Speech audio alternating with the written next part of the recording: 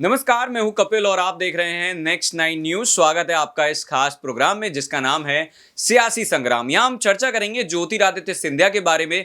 हालांकि इस बारे में हमने काफी चर्चा की है कि क्या सिंधिया को आने वाले चुनाव में मुख्यमंत्री का दावेदार बीजेपी बनाएगी या नहीं।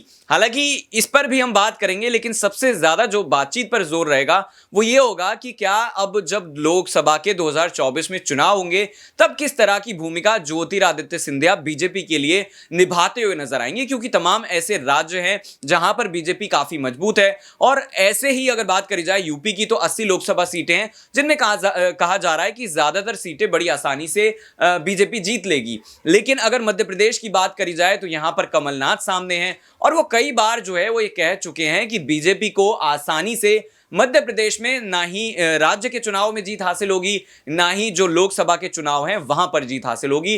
राहुल गांधी की अगर बात करी जाए तो भारत जोड़ो यात्रा लेकर मध्य प्रदेश पहुंचे थे, जहां दिग्विजय का भी उन्हें साथ मिला और कमलनाथ भी नजर आए थे। और इसको लेकर यह भी कयास लगाए जा रहे हैं कि इससे कहीं ना कहीं कांग्रेस को एक बड़ा फायदा हो सकता है और चुनाव में किस तरीके से हार जीत जो है वो पार्टी को मिलेगी वो देखने वाली बात होगी। लेकिन हम जो है वो कशिश के साथ यही चर्चा करेंगे कि अब जब लोकसभा का जो चुनाव आएगा 2024 में, वहां पर क्या ज्योतिरादित्य सिंधिया को जिस तरीके से केंद्रीय मंत्री, उड्डयन मंत्री की अगर बात करी जाए तो ये जिम्मेदारी सौंपी गई थी और वो बखूबी निभाते हुए नजर भी आ रहे हैं। तो क्या 2024 में अगर कोई जिम्मेदारी उन्हें सौंपी जाती है, एग्जाम्पल के तौर पर हम देखें कि उन्हें चुनाव का प्रभारी बना दिया जाता है या फिर एक जिम्मेदारी सौंप दी जाती है कि हमें इतनी सीटों पर ध्यान देना है और ये सीटें तो हमें निकाल कर लानी है, तो ऐसे में सिंधिया वो जिम्मेदारी को निभा पाएंगे? बिल्कुल ये बात हो सकती है कि यहाँ पर उन्हें स्टार प्रचारक की जिम्मेदारी दी जा सकती है और इससे भी बड़ी जिम्मेदारी उन्हें दी जा सकती है। उनके कंधों पर एक कमान रखी जा सकती है कि अगर 50 सीटें हैं इस राज्य में, तो आपको 50 की 50 हमारे खेमे में लेकर आनी है। और सिंधिया ये जिम्मेदारी बखूबी तरीके से निभाते नजर आएंगे। वो यहाँ पर जमीनी स्तर पर जुड़ के काम करना पसंद करते हैं। आप ये देखिए कि जब वो कांग्रेस पार्टी में थे और यहाँ पर जब कांग्रेस के लिए चुनाव लड़ रहे थे, तब भी उन्होंने हर उस जिले में गए, हर उस इलाके में गए जहाँ पर यहाँ हर एक मतलब की वर्ग के लोगों से उन्होंने बातचीत की, खुद से सामने खड़े होके। वो ये हर कोई नहीं कर पाता, उन्होंने ये करके दिखाया, जिसकी वजह से लोगों ने उनकी बातों को समझा, उनकी नीतियों को समझा और कांग्रेस पार्टी ने यहाँ पर सिंधिया के चेहरे पर चुनाव जीता था, क्योंकि लोगों ने सिंधिया को देखा, ना कि कमलनाथ को। अब यहाँ पर सिंधिया नाराज हो गए, इसलिए पार्टी को छोड़ दिया गया। लेकिन अब 2024 के चुनावों की बात हो रही है तो बहुत बड़े चुनाव है और मुझे लगता है कि सिर्फ मध्य प्रदेश में ही नहीं, मध्य प्रदेश के बाहर भी यहाँ पर उन्हें जिम्मेदारियां दी जा सकती है कि आप राजस्थान में चले जाइए, क्योंकि पायलट वहां पर है, तो पायलट के अगेंस्ट में रहेंगे तो ज्यादा बेहतर रहेगा। या उन्हें महाराष्ट्र भेजा जा सकता है, कहीं और भेजा जा सकता है। देखा जाए महाराष्ट्र इसलिए क्योंकि शिंदे की उन्होंने तारीफ की जब यहाँ पर शिवसेना का चुनाव चिन्ह उन्हें मिला। तो नॉर्मल सी बात है कि सिंधिया अपनी वो सारी जिम्मेदारियां बखूबी निभाएंगे और इससे लोकसभा में बीजेपी पार्टी को वो फायदा करेंगे, क्योंकि उन्होंने कहा कि ये पार्टी मेरी है और इसको मैं सत्ता में लाऊंगा ही। बिल्कुल, सिंधिया जो है वो बीजेपी को अपनी पार्टी मान रहे हैं और ऐसे में जब कहीं ना कहीं देखा हमने कि शिंदे जब महाराष्ट्र में बीजेपी के अंदर आए, यानी कि बीजेपी के साथ आए, तो उन्होंने शायद सीधे मांग करी हो कि मुझे मुख्यमंत्री बनना है। लेकिन सिंधिया ऐसा करते हुए नजर नहीं आए। सिंधिया जमीन से जुड़े हुए नेता हैं और सिंधिया के बारे में एक खास चीज है जो ज्यादातर लोग जानते हैं कि ना सिर्फ मध्य प्रदेश की राजनीति में उन्हें बच्चा बच्चा जानता है, बल्कि भारत की राजनीति में तमाम ऐसे राज्य हैं जहां पर वो काफी पॉपुलर भी है। अब राज्य पर आते हैं, 2023 में बड़ा चुनाव होने वाला है। मुख्यमंत्री पद को लेकर जो है वो लगातार चर्चाएं की जा रही हैं। शिवराज सिंह चौहान के लिए कितनी बड़ी चुनौती है सिंधिया, ये मैं जानना चाहूंगा, क्योंकि कमलनाथ के लिए तो वो चुनौतियां सब लोग जानते हैं, लेकिन शिवराज के लिए क्या है? देखिए, शिवराज के लिए यहाँ पर दो बातें हो सकती है। पहली बात कि शिवराज के पास यहाँ पर चुनावी टाइम पे, मतलब कि उनकी राजनीतिक तौर पे ये आखिरी पड़ाव है, या आखिरी समय जब वो एक बार फिर से सीएम बन सकते हैं, फिर कहीं ना कहीं रिटायरमेंट का उनका समय आ जाएगा।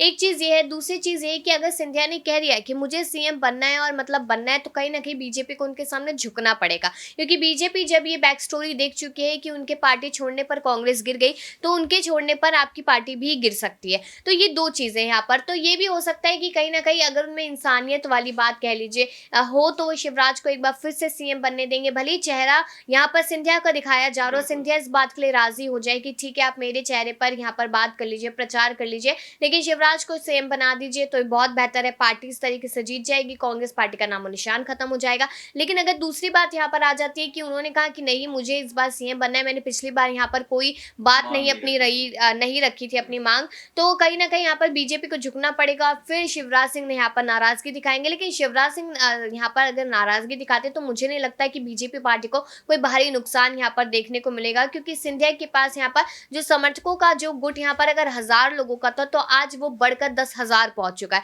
तो नॉर्मल सी बात है कि सिंधिया पे डिपेंड करता है कि आखिरकार वो पहली बात को समझेंगे या फिर दूसरी बात को समझेंगे, या फिर ऐसा ना हो कि 2.5 साल वाला कोई मामला रखे जैसे हमने महाराष्ट्र में देखा था, तो वो चीज भी यहाँ पर हो सकती है। एक इसी से जुड़ा बड़ा सवाल ये रहेगा कि मान लीजिए सिंधिया जो है वो मुख्यमंत्री बन जाते हैं, चुनाव होते हैं और तमाम जिस तरीके की चर्चाएं चल रही हैं वो चर्चाएं खत्म हो जाती हैं, तो क्या आपको लगता है कि जिस तरीके से शिवराज सिंह चौहान मध्य प्रदेश को चला रहे हैं, बेहतर तरीके से जो है वो सिंधिया कहीं चला पाएंगे? क्योंकि राजनीति को वो बखूबी पहचानते हैं, ग्वालियर से लेकर चंबल तक उनके गढ़ हैं, और ये भी माना जाता है कि वो समर्थक जो हैं, खास तौर पर कार्यकर्ता हो, उनकी ज्यादा सुनते हैं, तो जनता की भी वो जरूर देखिए वही बात है कि वो जनता की सुनते हैं, इसमें कोई दोहराई नहीं है, इसमें कोई कंफ्यूजन वाली बात नहीं है। वो जनता की सुनते हैं। उनका साफ तौर पे ये कहना है कि मैं भले ही राजघराने से आता हूँ लेकिन मैं जमीनी स्तर से जुड़ा हूँ। मैंने हर एक वो पल देखा है अपनी जिंदगी में जब हर किसी छोटे से छोटे तबके या वर्ग के इंसान से बात करनी होती है। उन्होंने कहा कि हम ये बार बार कहते हैं कि इंसान छोटे वर्ग का है या तबके का है, वो क्यों है?